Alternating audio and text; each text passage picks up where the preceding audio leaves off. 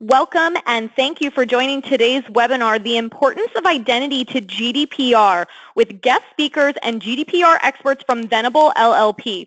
Our conversation is led today by Jeremy Grant, who is former Senior Executive Advisor for Identity Management at NIST and who previously led the National Strategy for Trusted Identities in Cyberspace, and Kelly DeMarcus Bestide, partner of e-commerce, privacy, and cybersecurity at Venable. We have an A-list crew today for you guys. We're super excited. You're also joined by Beyond Trust Senior Director of Solutions Architect, Brian Chappell, and SailPoint Director of Product Marketing, Jackie Brinkerhoff.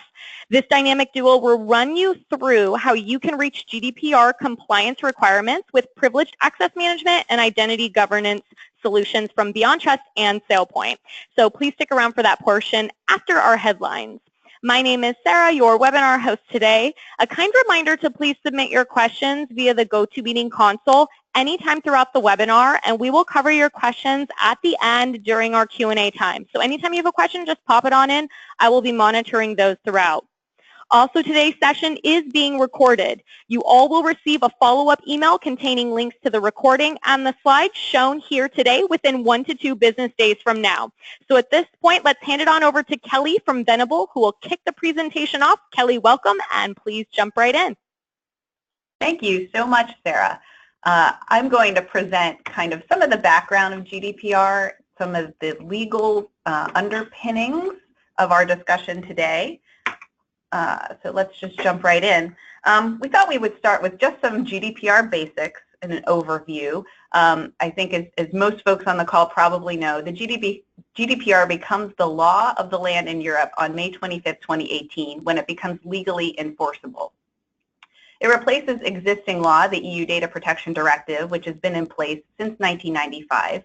And the shift from a directive to a regulation means that it will be a single standard across all of Europe and doesn't require member state-specific implementing laws for most aspects of the regulation. Just to give everyone an overview of some of the key principles, many of which are taken from the directive, but certainly build on and expand what's in existing law. The GDPR requires transparency or specific information to be told to individuals. They refer to as data subjects, and we'll probably use both terms interchangeably. And that usually comes in the form of privacy policy, which has specific requirements now, thanks to the GDPR. There are fundamental rights that are given to data subjects over their personal data. There are new requirements for accountability for data controllers and data processors, and we'll unpack what those concepts mean. Requirements in some instances to have a data protection officer or a DPO and to do privacy impact assessments or PIAs. There are new data security and data breach requirements, which we'll spend some time on during this presentation. Requirements that organizations elect a supervisory authority, which means that you choose the regulator that will apply to your processing activities, and requirements around international data transfers or cross-border data transfer, which means whenever you move or access the data of European individuals from outside of Europe. There are 2 reasons why the GDPR really has transfixed U.S. companies and organizations. The first is its territorial scope. The GDPR applies to you if you have what they call an establishment in Europe, simply offices or employees there. But it is also now explicitly extraterritorial and applies to non-EU-based organizations in 2 circumstances. So where you don't have that EU establishment, the GDPR applies to you if you are processing the data of EU residents in connection with goods or services offered to that resident while they're in Europe, or if you're monitoring the behavior of individuals within the EU. And that monitoring of behavior really is intended to go towards online advertising, tracking, social media, those kinds of players. The second reason why the GDPR is getting so much attention in the United States are the penalties, which are punitive and severe. There are 3 penalty tiers provided for in the regulation, and as you'll see, the highest penalty tier would go to 4% of a company's worldwide turnover, which means revenue, or 20 million euro, whichever is higher. There's a lower penalty tier, which goes to 2% of worldwide turnover or 10 million euro, again, whichever is higher. But that's only for sort of a limited set of infringements of the regulation. 4% really goes to kind of the bulk of the regulation. So that's going to be your maximum penalty. And you can imagine that could be significant into the billions of dollars for certain companies in the US.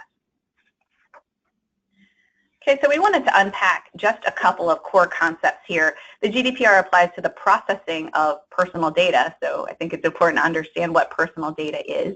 It's an extremely broad definition. It talks about any information relating to an identified or identifiable natural person.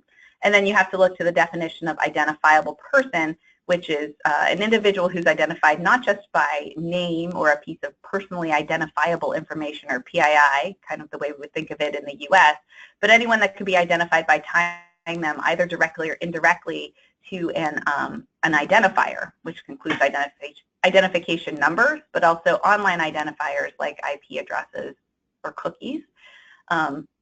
This definition means really that there isn't a conception that you can quote unquote anonymize data by tying it back to an identifier and then not having that identifier tied directly to a name. Instead, that type of data is also personal data and is regulated by the GDPR. And then we started to talk about data controllers or data processors. These are two concepts that apply to companies. You are either one or the other regarding a particular activity, although in some cases the same company could be a controller and then a processor for different activities. A controller is a legal person who determines the purposes and means of processing the personal data, and then the data processor simply carries out the instructions of the data controller, and they process personal data on behalf of the controller.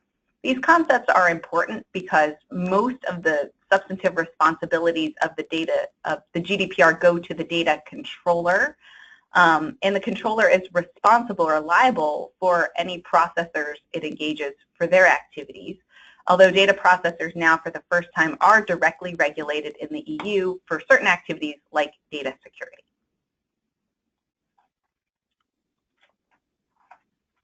So we don't have time, obviously, to go through all of the obligations of the GDPR, but we did want to provide some sense of what the GDPR requires. So we thought a good way to do that would be to spend some time discussing the data protection principles. These are written into the GDPR itself in Article 5, and most of the substantive obligations of the GDPR are designed to operationalize these principles. So they provide a really good overview of some of the substance of the regulation. We're just going to highlight them quickly and then dig into some of them more specifically where they're relevant to today's discussion. Data processing has to be lawful, fair, and transparent, which means you have to tell individuals about your processing activities and have a lawful basis for those activities. There's a purpose limitation principle, which means essentially that you have to determine the purposes for which you process data, and then in conjunction with transparency, you have to tell individuals the purposes for which you're processing data. And if you try to then take that same data and process it in a way that's inconsistent with those stated purposes, you're not permitted to do it absent re-permissioning that data from the data subjects. There is an explicit minimization principle, which we'll discuss in greater detail.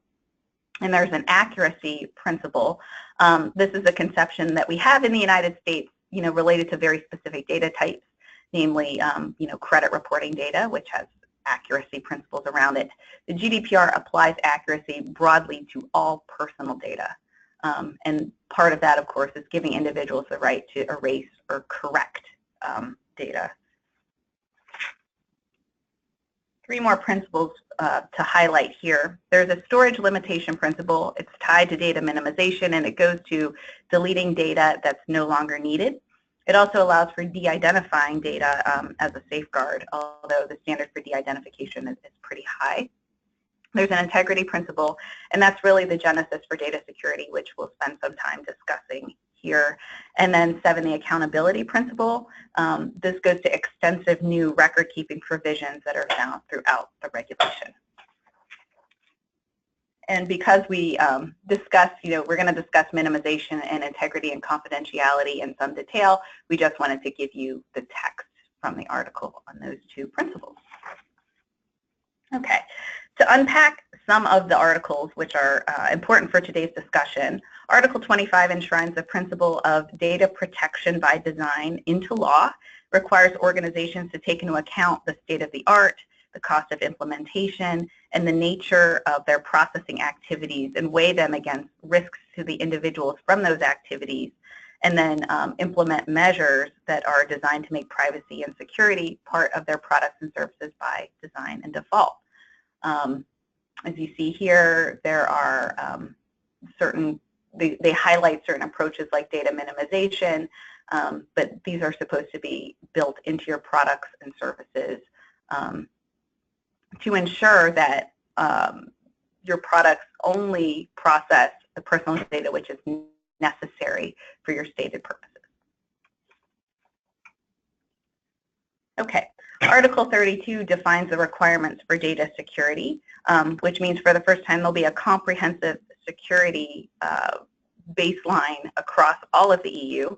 It's a flexible, technologically neutral standard, and it discusses the implementation of appropriate security measures to ensure that the security is appropriate, again, relative to the risks to the individual.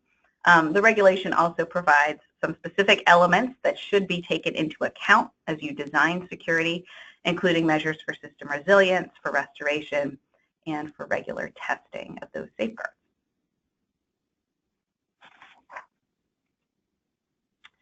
Articles 33 and 34 now lay out requirements for data breach notification, which is a concept that they stole from U.S. law.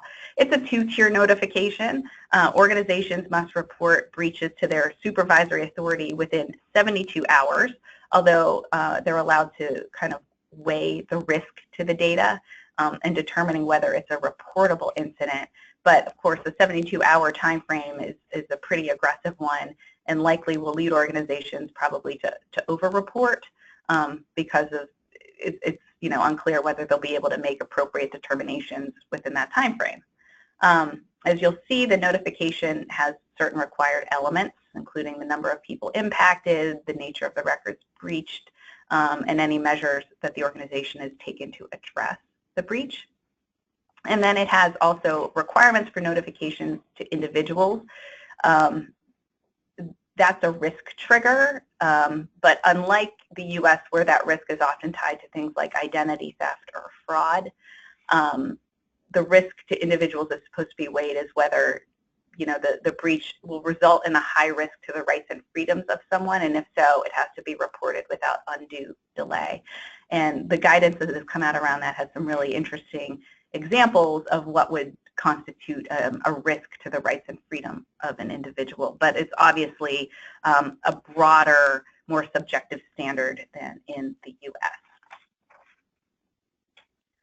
Articles 16 and 20 lay out specific individual rights, and we sort of think of this as the heart of the GDPR because it's a list of 7 or so rights that individuals have over their data. We've highlighted here 3 of them: the right to rectification or correction, which goes back to that accuracy principle, a right to erasure, which is sometimes been called the right to be forgotten, which allows an individual to request in certain circumstances that an entity delete personal data, and then a new right to data portability, which permits an individual to request a copy of his or her personal data in an easily portable, machine-readable format. And in some cases, they can request that the data controller transmit that personal data directly to another data controller.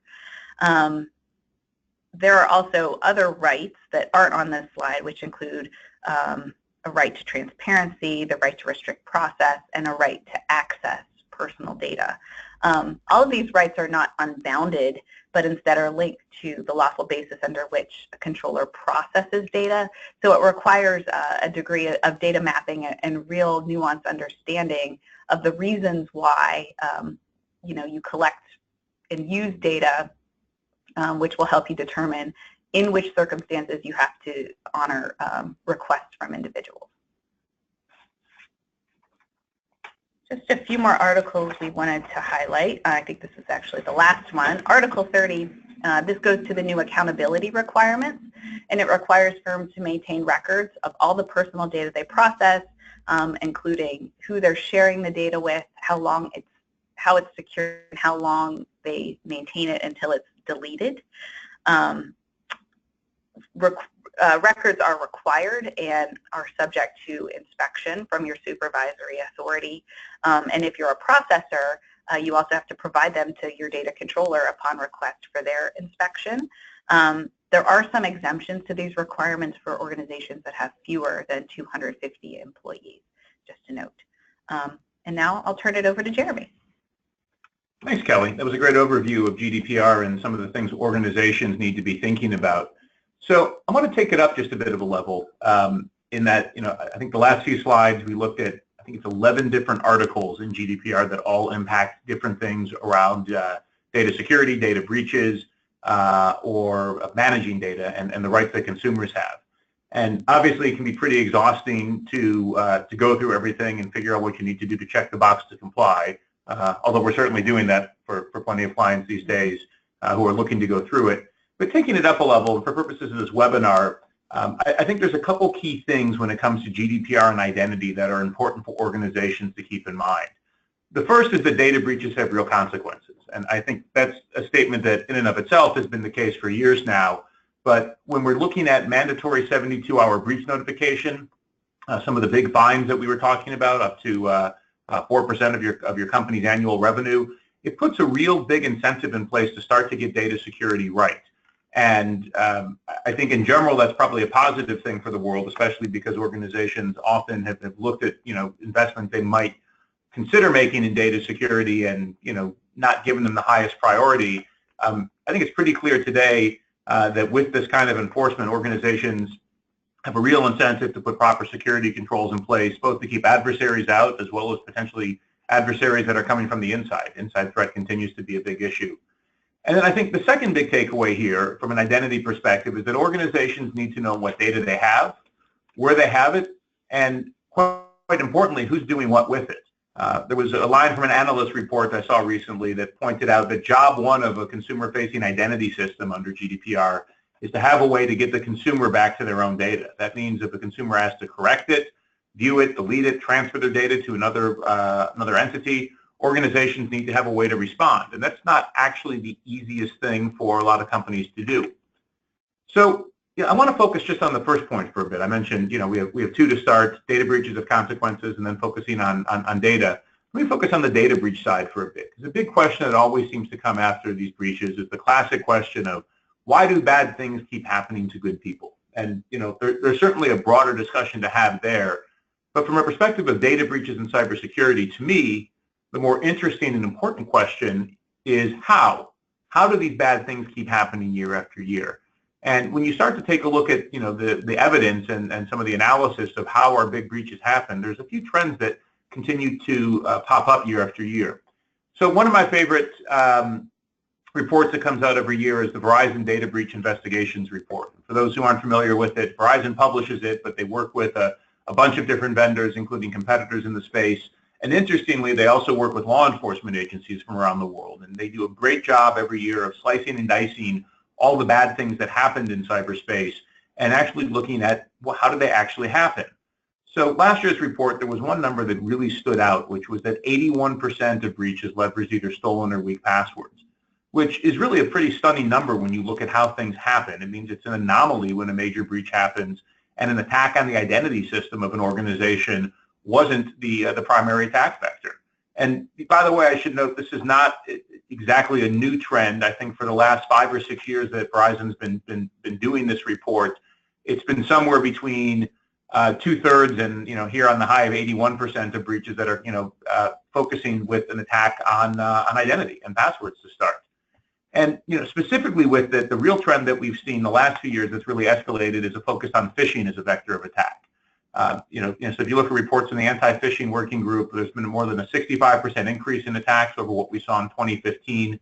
And certainly with the data that we've seen and talking to a lot of firms in the space, on average, 15% of users are going to fall for any phishing attack, which actually means it's a pretty valuable attack to launch, and that if you launch 100 emails, 15 are actually going to click on them. And these are largely focused on getting people to give up their usernames and passwords. Now, because of the attacks on the passwords, we've seen a focus on two-factor authentication in organizations, which is really a good way to mitigate the impact of phishing, except that what we're seeing here is the attackers are catching up with it. SMS codes, guess what? They can get you to enter that code into the same site that you entered your password, and that's phishable as well. Same with if it's a one-time password code generated from an app or a token. And so, as the controls keep getting better, the attackers are catching up as well.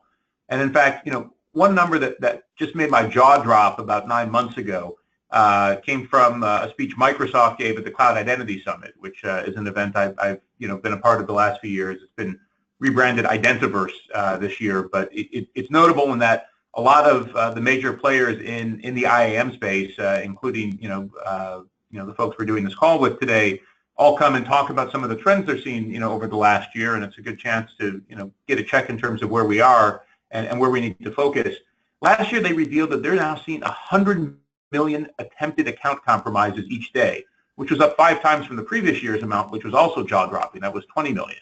And there's a reason that this is happening. It's that this is the way that you get into enterprises to start to take over systems and do bad things. And one more statistic I'll give you. Just this morning, Symantec put out its Internet Security Threat Report. They said that 71% of all the breaches they looked at last year started with phishing attacks. So this is a real issue. Attacks on identity are a real issue when you're worried about data security.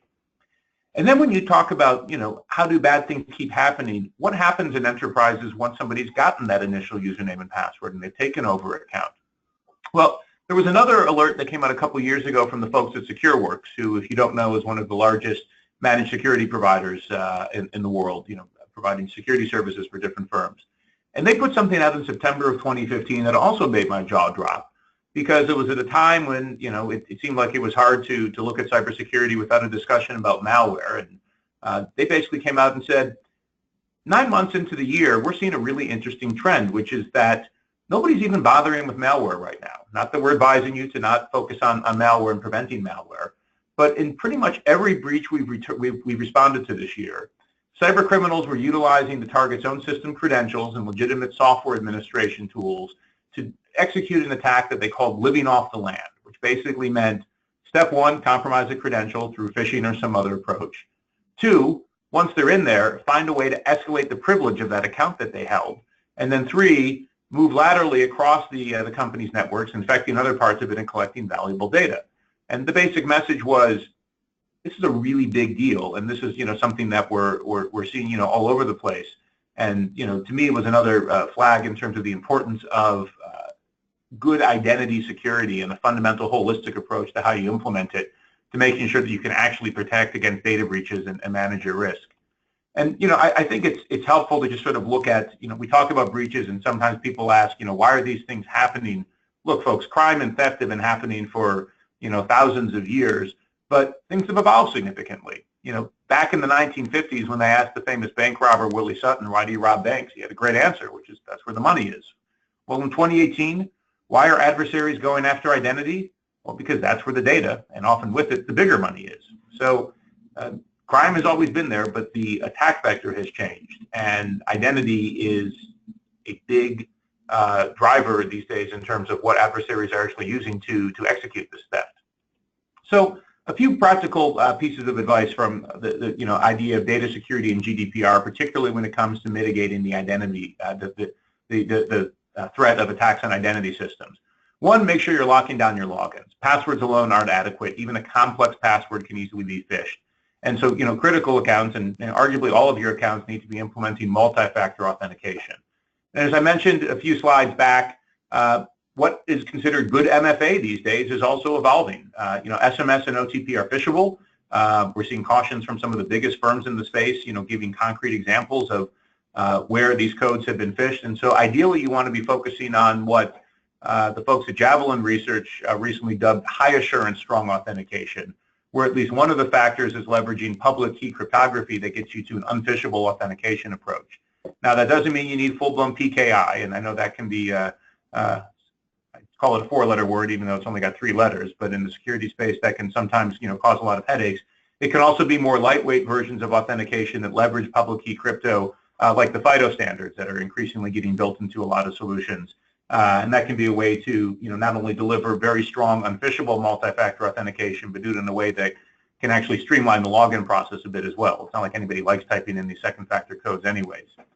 Second, getting back to that point from SecureWorks and other, trends we've seen, it's important to lock down your privileged accounts. Attacks on privileged accounts, these are where the most damaging high-profile attacks are continually happening, and it's very important to have a privileged access management solution in place. When you look at these attacks, like what was dubbed "living on the land" by SecureWorks, it's really clear this is where bad things happen. And from my perspective, as we advise different clients in the identity space, it's hard to say an organization's taking cyber risk seriously if you know that this is such a commonly exploited attack vector and you're not taking care of putting some controls in place to address that risk. And then third, while both multi-factor authentication and privileged access management are important in and of themselves, and I wouldn't tell anybody not to do them, ideally you want to be taking a more holistic approach to identity and access management that looks at both of these as a broader components of your approach to identity governance. And identity governance, as our friends from SailPoint will talk about a little more in this call, really focuses on taking a high-level approach and then getting very granular as well in terms of how you manage who has access to what resources and under what circumstances or conditions. How do you grant or revoke access rights on a need-to-know basis and update these rights regularly to adjust for changes to a person's role or their status in your enterprise? A problem I've consistently seen in breaches is that somebody was given access to a system and then their role changed, or maybe they left the company and you still have these phantom accounts that are out there that aren't closed down. It's really important to go through regularly and actually make sure that every account only has access to those resources that they actually have a reason to have access to, and that those rights are withdrawn at the appropriate time. And finally, it's important to have an audit function to audit past events, review that your IAM system is actually being used properly. And I think that's good not just from a compliance perspective, particularly if you're regulated and somebody's coming in to look at how you're managing your access rights, but also if there is an event and something goes wrong, as a law firm with a large data security and privacy practice, a lot of times when we're brought in after a breach, it's, the first question is, how do we get a handle on what actually happened here? Because if we have to reveal something, we want to be able to tell a good story. Well, audit function is really important there to be able to go back and do the work to figure out where things were working and where things weren't, and hopefully identify a point that was exploited or where controls broke down. So focus on identity governance and treating this holistically is very important. So the second point I raised earlier is, under GDPR, you really need to know what data you have, where you have it, and who's doing what with it. As I mentioned before, job one of an identity system, how do you get the consumer back to their own data? Because if I'm asking somebody to correct or delete or transfer their data, you need to have a way to respond. So it turns out this is not really an easy thing to do for a lot of companies. So I've got the image here of, I won't call it a junkyard, that'd be too cruel, but somebody's collection of stuff. And I don't think it's overkill to say that for a lot of companies, this sort of reflects their approach to collecting and storing data. So understanding some of these requirements in place, it's really important to know upfront, what data do you have? Where is it stored? How is it being protected? How can it be accessed, and by whom, and under what specific conditions? It's really hard for any entity to know what to protect or how to protect it until you can actually answer some of these key questions. And once you have answers there, once it's sorted, then you have to start to come up with some questions like, how am I classifying different types of data? And keep in mind under GDPR, where there's rules for data minimization and lots of requirements for only collecting what's needed at a particular time and then looking to delete it afterwards, classification of data becomes a really big deal. And once it's classified, how do you manage and protect each classification? What types of data should only be seen by special users like privileged users? And by the way, privileged might be expanded to mean certain roles in your company, as well as more traditional privileged users who have access to certain high-risk IT resources. With that, are there additional controls that are applied for some of these types of data?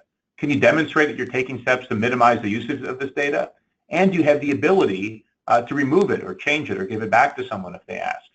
So a key takeaway here with GDPR compliance is beyond data security, organizations need an approach to governing and managing access to data.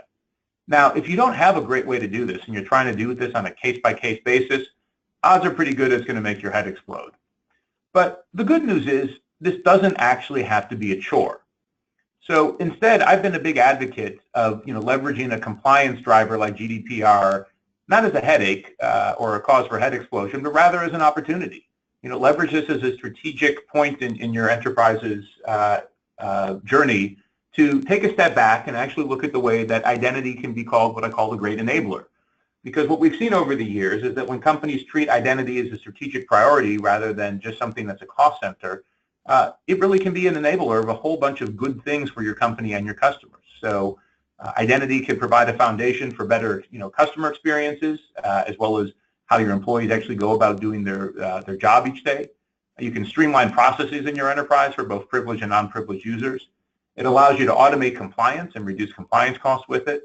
And it's a way to eliminate headaches that are involved with what's generally going to be constant change across your enterprise, as well as changes in the kinds of data that you might collect and store from year to year, depending on how your business evolves.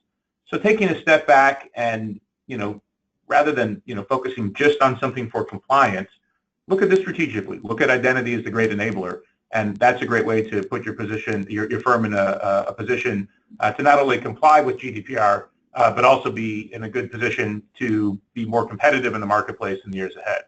So we've got our contact information here, and welcome the chance both later in the webinar to address any questions as well as in follow-up.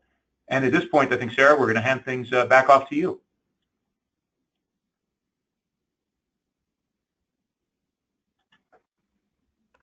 All right, and thank you, Jeremy. It's Jackie here from SailPoint, and I'd like to take a moment now to help you understand how SailPoint is able to address a lot of what's been covered here with regards to GDPR. First of all, as Jeremy was just talking about, we do see identity as a great enabler for businesses, and this is because when it's placed in the center of an IT and security infrastructure, we find that it provides organizations what we refer to as an identity-aware infrastructure. And what this means is that you can have the ability to know and manage three main things, as Jeremy pointed out earlier. But first of all, it's who currently has access, who should have access, and finally, how is that access being used? And this is important when it comes to GDPR because it states in Article 5, organizations must have accountability, or in other words, the ability to prove their compliance with the directive around the handling and the storage and the usage of personal data. And so if I go back to that key word, they must prove their compliance, and that's something that SailPoint's identity governance can definitely help with. So with an identity governance solution in place, you can comply with all 4 articles of GDPR that pertain specifically to identity governance. And so first of all is personal data protection. And this includes setting up automatic discovery and classification of personal data, along with crowdsourcing the appropriate data owners and stewards who will perform your regular access reviews. The second is to secure the personal data you just found. And you can get full visibility over what sensitive data that you have, and as well as who can and is accessing that data. Then you can extend your controls over that data with automatic access modifications or revocation, depending on the change that's been detected. And then beyond the initial security setup, you must also have monitoring and detection in place, such as fine-grained audit trails that help with forensics after a breach does occur, and help to demonstrate your compliance as per Article 5. And as part of the rest of the automation, our identity governance solution provides alerts to the data owners of any violations or access violations specified in your policies. And you can also set up role-based access control to ensure that any access that is granted is the minimum needed for that particular user's role. In addition, your identity governance solution should be logging and reporting on everything, not only to create that rich identity context that we love to leverage across the IT and security infrastructure, but that identity context helps enable that identity-aware infrastructure and gives you that paper trail to prove your compliance. And finally, as Jeremy also noted, it's important to remember that sensitive information is not necessarily just stored in one particular location. It's all across your organization, across systems and applications that reside and are accessed from a non-privileged standpoint as well as a privileged access standpoint. And so being able to have a complete 360-degree view of that access, privileged and non-privileged, and being able to apply consistent controls really becomes important to help realize the benefits of identity governance and what it can provide. And for that reason, SailPoint's partnered and integrated with Beyond Trust to make this possible in a very simple and secure way for enterprise organizations. And so with that, I'll go ahead and hand it over to Brian, and he'll give you a little bit more insight with regards to Beyond Trust. Thank you, Jackie. And thanks everyone for hanging on through to this this part of the presentation. Now, as has been said before, obviously we get very focused on protecting the privileged access and the privileged accounts within our environment, and that is vitally important in ensuring that we maintain a secure environment in which to hold the data of the users that we're managing, and whether those be internal or external users. And it's interesting just for a second to think again about the attack chain that Jeremy alluded to earlier, the fact that people are gaining access to environments, not always through privileged accounts to begin with, but often through those unprivileged accounts, the kind of things that IAM is absolutely brilliantly positioned to initially control and establish auditing around for us, so that we know who's got access, where they've got access, and what they're using that access for. That is an initial approach into the environment, whether that comes in through a vulnerability to a system, through a phishing attack, through whatever mechanism. Even we still see something like 12% of attacks involve purchased credentials. So those are things we really find it hard to defend against. But what we can do is we can then layer on additional defenses. So the IAM having a view across who should have access, what accounts should be there, where they should be, all those kinds of things are vitally important for looking at a secure environment. The attacker then will often hijack privilege within the environment. So again, using vulnerabilities, sometimes trying to harvest accounts out of memory, all sorts of things there to gain some privilege, because it's rarely the system that they come into which is the system that's actually going to have the crown jewels, that piece of vitally important information that they want to take, your intellectual property in effect. And that's where they look at the lateral movement within the environment, and that's where the privilege escalation is most commonly used and most commonly useful. Things like local administrator accounts, root accounts, device accounts, either using the default passwords, we still see that in environments, or using common passwords across the environment, because it is so difficult to track and control all of those kinds of credential accesses. So the lateral movement is vital to try and control, because that's what leads them to be able to then take your data and put it on a dark web website and make lots of money out of it before your users are even aware of what's going on. So next slide, please. So this is where IAM and PAM can actually really begin to develop some benefit to you as a unified solution. So IAM is dealing with primarily who has the access to what.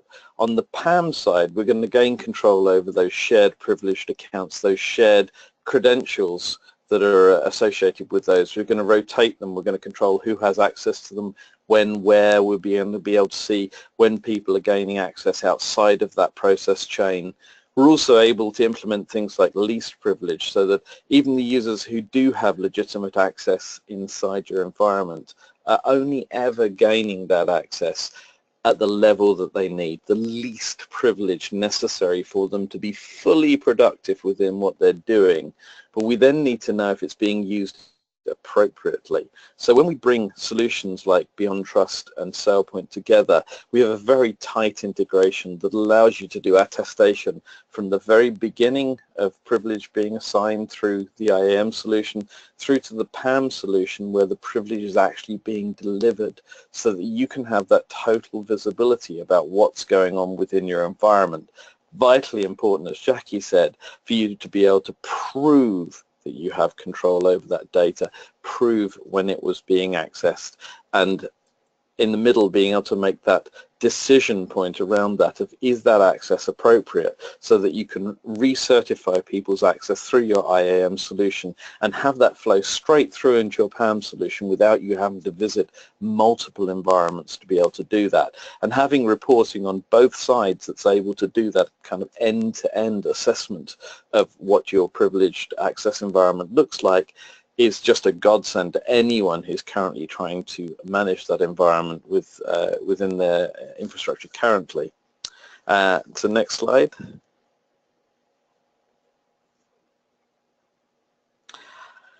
And as you can see, bringing that together, so IAM delivering the discovery, the provision, the access certification, the access requests. When you combine that with the deep controls that come with privileged access management through a solution like Beyond Trust with credential lockdown, access control, we know who has access to what, when they're using that access and what they're using it for, session control, being able to actually monitor what's going on, record what's going on, have active reviews, have audit points on the back end of that to show that they've been reviewed, recordings have been reviewed, etc.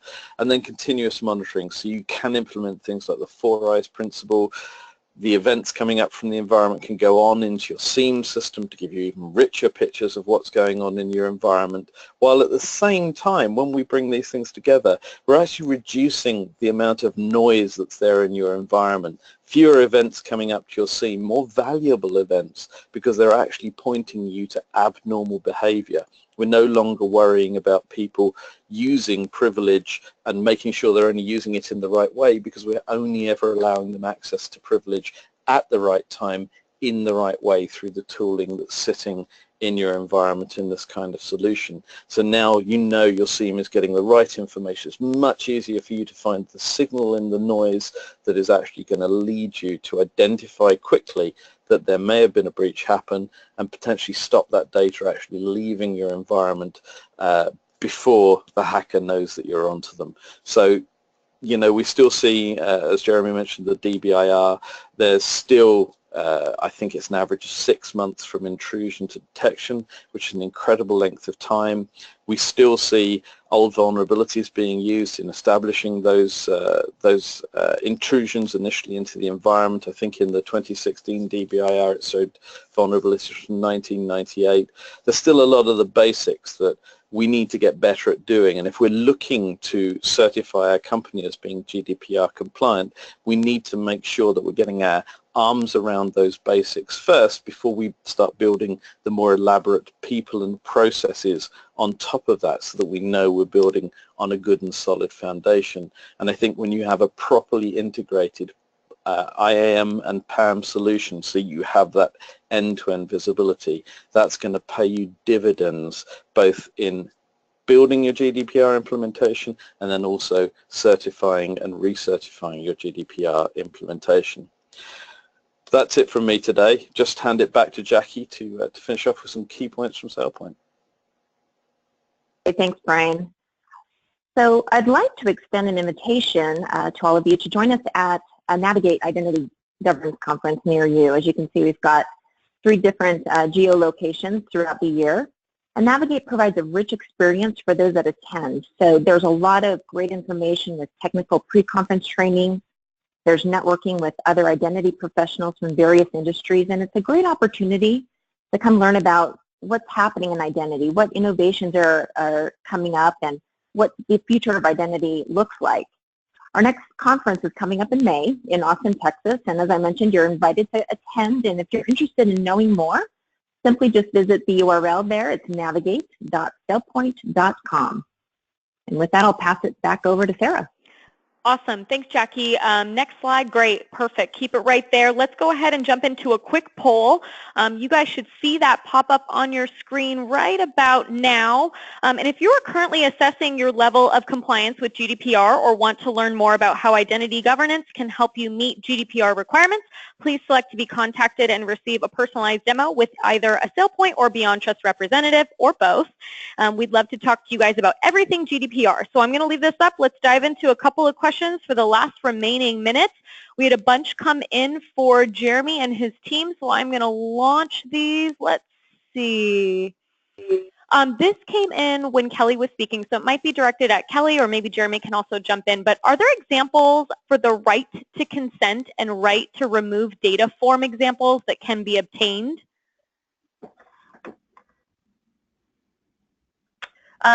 This is Kelly. I think if I understand the question, they're looking for kind of template language around around consent and then withdrawal of consent.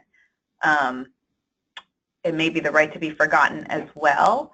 There are a lot of different examples, but the consent standard has received a lot of attention because consent now must be specific, informed, and affirmative from the user.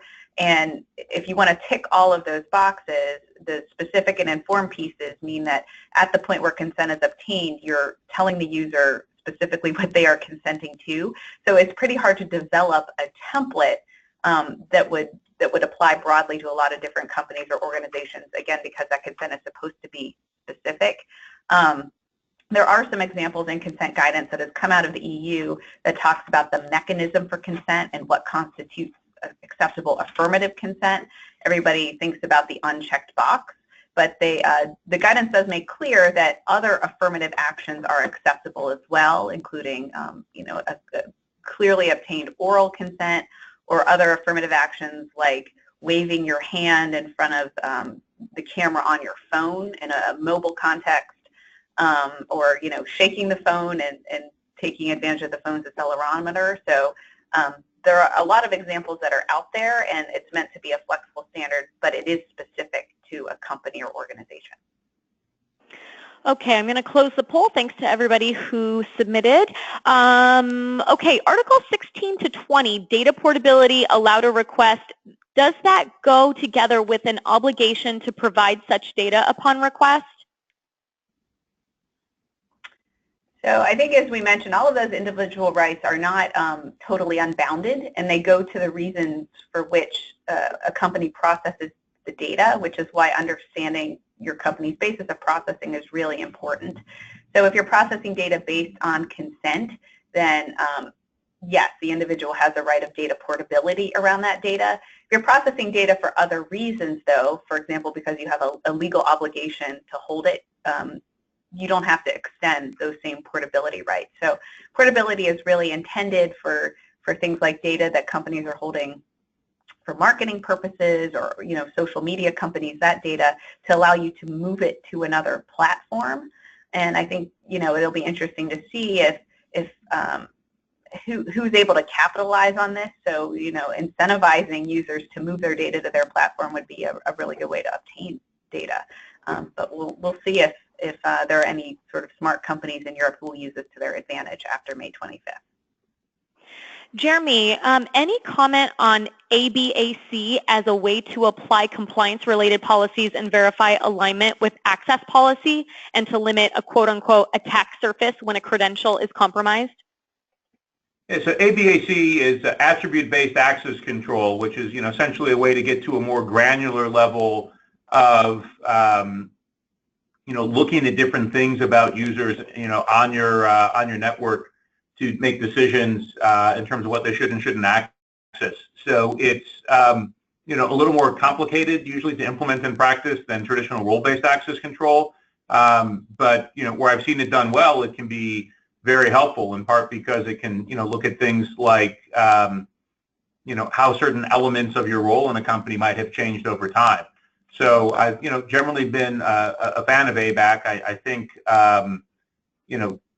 you know, SailPoint certainly has, you know, some elements that, you know, that they've leveraged in their platform to put that into effect as well. So I think it can be again, if you're looking to get granular and you want to be able to have a really good answer, God forbid something, does go wrong, or, hopefully, point out how you're preventing bad things from happening, it can be a very valuable tool.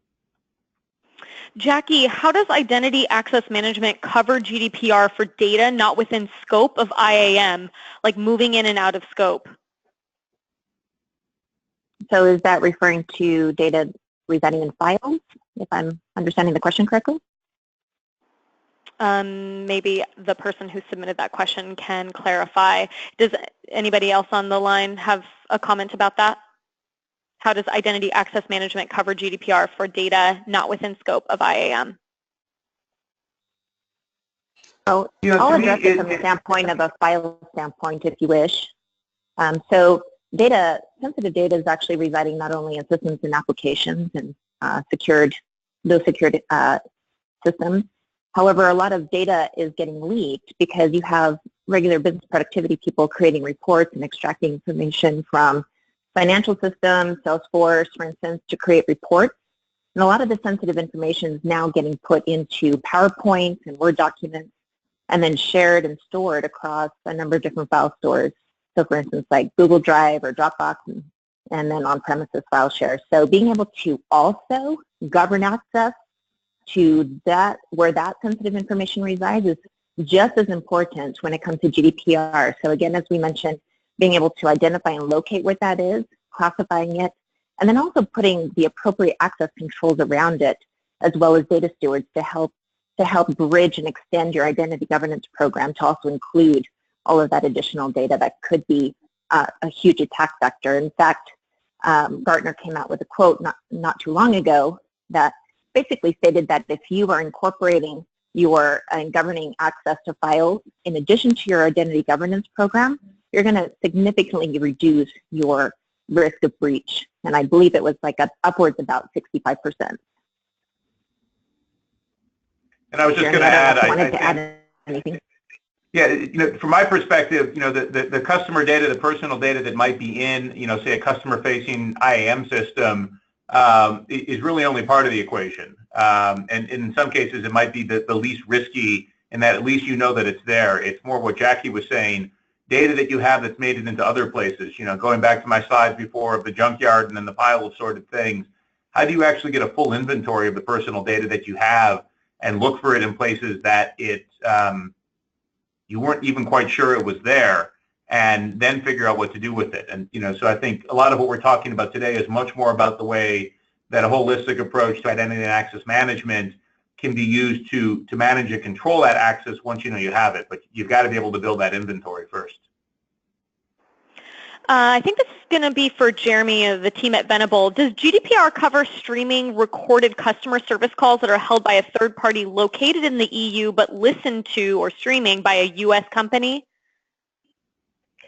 So the answer is yes, probably. It goes back to that territorial scope slide. The GDPR covers any entity who is has an establishment in the EU or is offering their goods or services or monitoring the behavior of individuals who are in the EU.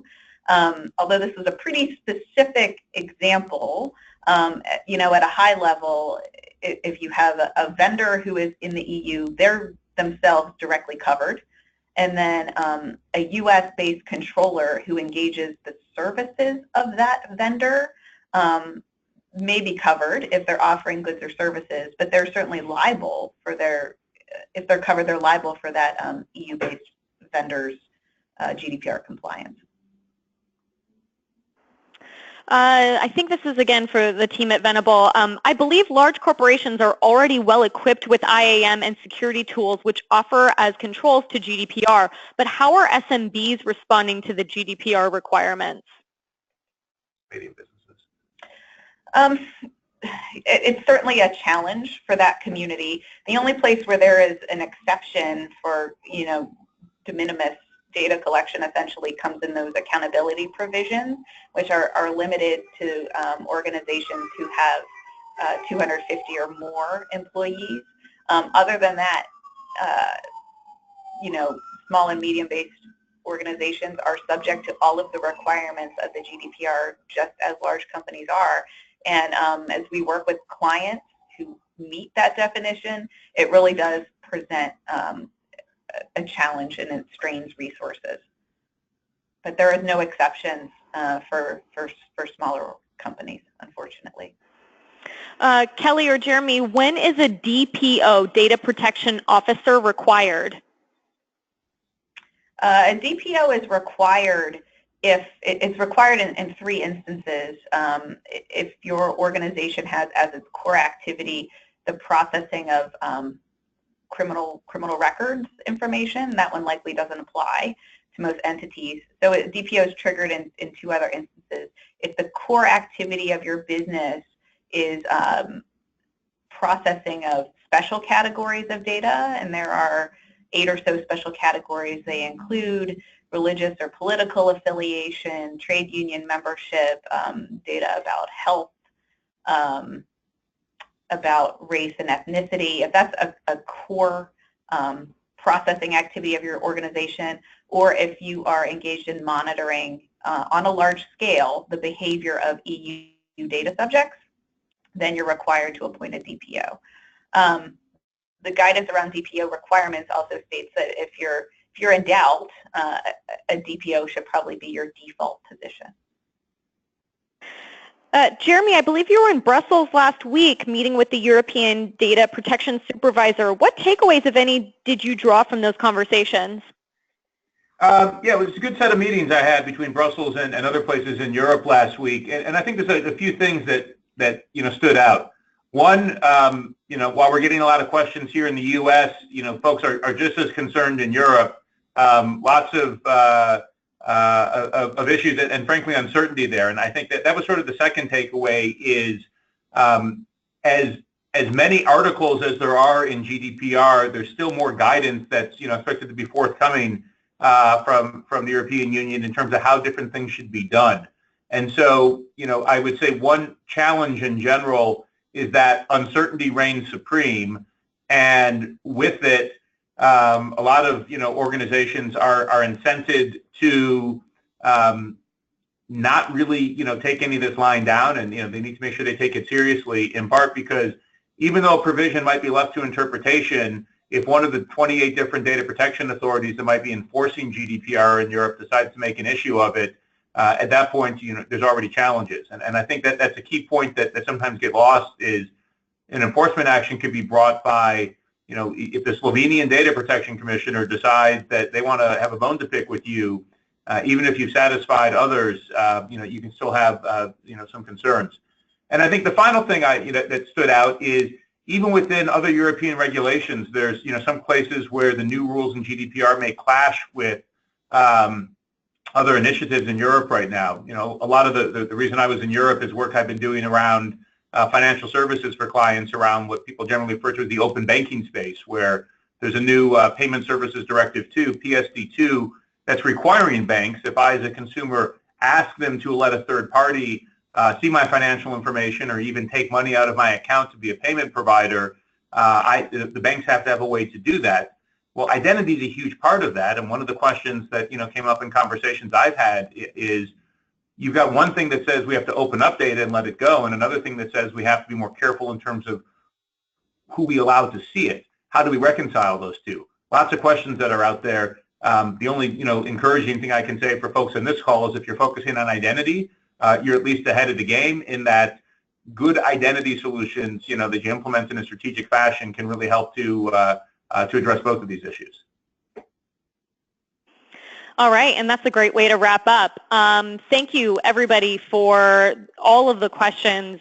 We love an engaged audience, so thank you so much for attending and for submitting those questions. A reminder that you will receive an email with a link to the recording and the slides shown here today within 1 to 2 business days from now, and it will come from our email alias communications@beyondtrust.com, so be on the lookout for that follow-up. Please visit that next steps link that's here on your screen to learn more about GDPR and how SailPoint and Beyond Trust can help you guys with your GDPR compliance. A big thanks again to all of our experts. Thank you guys. Awesome job today. Super insightful. Really appreciate your time. And thanks to everybody again who attended live. Have a wonderful rest of your day, and we'll see you again next time. Take care, everybody, and goodbye.